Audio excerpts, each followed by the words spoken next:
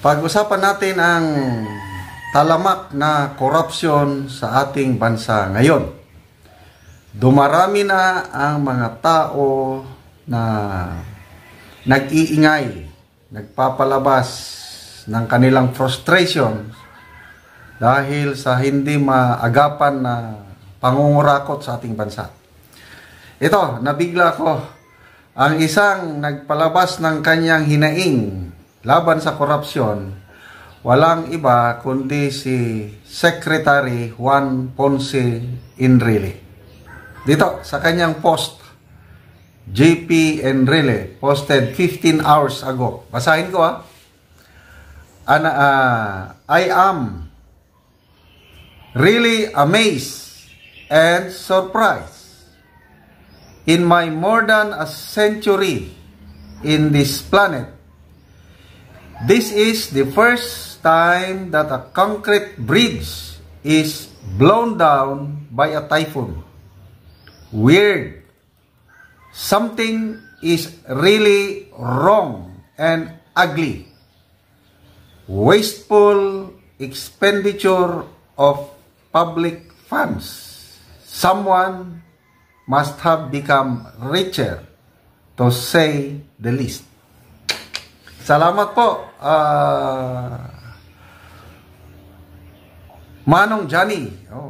Do we call this one? More than 100 years old na po si ex-senator, Secretary Enrile ngayon. Salamat naman at nagparamdam kayo, Secretary Enrile. Kailangan namin ng boses nyo ngayon. Sana mabasa ng Pangulong Marcos Jr. itong post ninyo, para ma-realize ng Pangulo na something is really wrong pagdating sa corruption sa ating bansa. I don't know kung ano yung tinutukoy ni Secretary Enrile na bridge. Isang nakita kong bridge, I think somewhere in Bicol ba yun o Batangas. Yung bang natipak yung bridge, makikita mo walang kabilya. Anong klaseng bridge yan? Kasi kung may kabilya, hindi ganun madaling matipak ang bridge.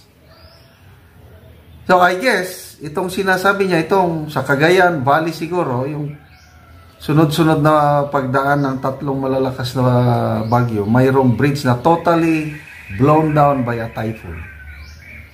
Hangin lang ang typhoon, ano? Sa lakas ng hangin, nagiba ang bridge. Okay lang sana kung tubig na rumaragasa, malakas, tapos may mga kahoy-kahoy ng balandra, pwedeng magiba ang bridge. Kaya lang kung hangin lang, wala pa akong nabalitaan na bridge na nagiba dahil sa malakas na hangin. Ito, sabi nyo, first time in my more than a century on this planet, this is the first time that a concrete bridge is blown down by a typhoon. So, substandard talaga ang pagkagawa ng bridge na yun. Kaya sabi niya, weird. Something is wrong and ugly. Wasteful expenditure of public funds. So, Pangulong Marcos Jr., alam namin na may malasakit ka sa bansa. Pwede ba pakitignan nyo naman ito kasi nung tinatanong ang mga flood control project sa'yo, medyo may pagkainis nga nandyan. Na-overwhelm lang.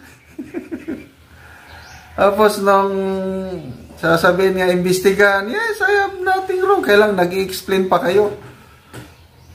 Sana ma-realize ng ating Pangulo na talamak na ang korupsyon sa paggawa ng mga ganitong projects.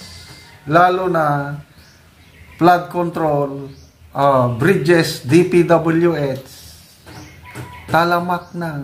Ito, may nakausap akong kaibigan na yung kontraktor na kaibigan niya, sabi ng kontraktor, panahon ni PRRD, meron din daw may kickback o commission, kailang nasa lang, 5%. Ang pinakamataas 10%. Hindi daw maalis-alis yan. So, yung panahon ni PRRD, hanggang 5 to 10%. Ngayon daw, sabi ng kontraktor, pag nakakuha ka na ng proyekto, automatic 20% ang ibibigay sa isang tao pa lang yun, isang politiko. Binanggit sa akin yung politiko, kaya lang hindi ko babanggitin dito. Cash. Ang nakuha ng kontraktor is 3 billion pesos yung kontratang nakuha niya.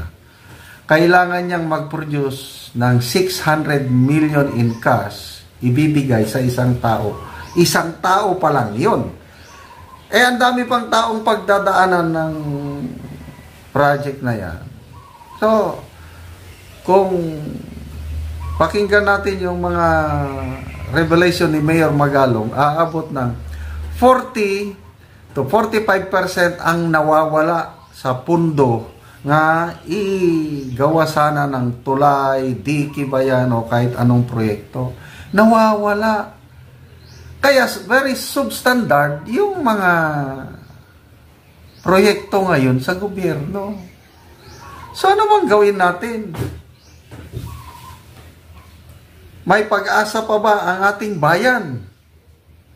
Kasi kung magpapatuloy itong ganitong klase ng mga proyekto, kahit 10,000 flood control projects, walang mangyayari.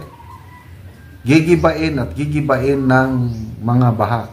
Okay, so ang daming nag-comments. Okay, so Wilfred Endrada Cortez, sabi niya, very sad to note, Sir GPE.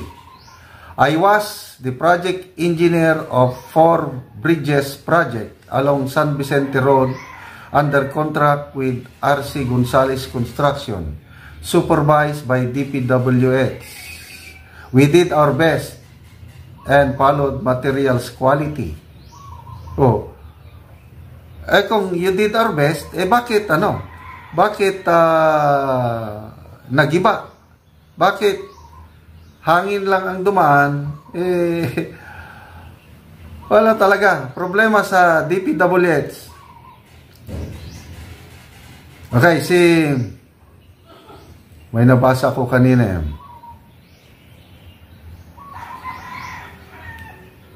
Okay, Dana De Los Reyes. Who else? The Congress and the Senate doesn't care even an inch.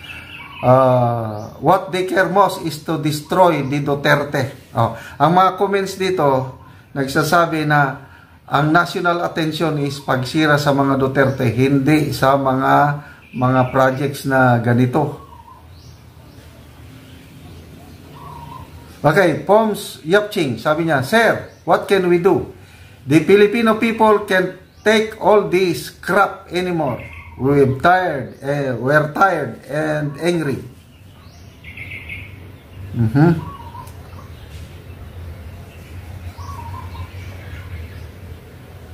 RJ Villaflor, sabi niya, Manong, I believe you are more in the position to get the answer of that bewildering predicament. Of course, advisor siya ng presidente. Kinausap na ba ni Manong Johnny ang presidente tungkol dito? Okay, Arya, sabi niya, Manong, please do one good deed for the country. You succeeded before and I know you will repeat the same process. Please, for the better Philippines, for our grandchildren. More than anything and anyone now, we needed you. So, dapat may gagawin si Secretary Enrile. Ano yon? Kausapin ng presidente para maging pukpukin itong mga gumagawa ng mga proyekto na ito.